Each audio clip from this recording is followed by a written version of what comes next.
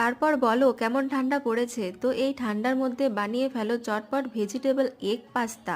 So ফার্স্টেই একটা কড়াইয়ে তেল গরম করে রেখে তাতে আগে থেকে কেটে রাখা গাজর, পেঁয়াজ, ব্রকলি, আমার বাড়িতে এই কটাই ছিল তো আমি এই কটাই দিয়েছি। তো তোমাদের এই শীতকালে যার যার বাড়িতে যে যে সবজি থাকবে তোমরা সব কিছুই দিয়ে দিতে পারো। তারপর স্বাদ মতো নুন দিয়ে দিতে হবে। তারপর সবজিগুলো ভাজা হয়ে গেলে তাতে দুটো ডিম দিয়ে দিতে হবে। দুটো সবজিগুলো তুলে রাখার কোনো দরকার নেই, একসাথে ভেজে নিলেও কোনো অসুবিধা হয় না। তারপর সেটাকে লালচে করে ভেজে রেখে আগে থেকে সিদ্ধ করে রাখা পাস্তাগুলো দিয়ে দিতে হবে।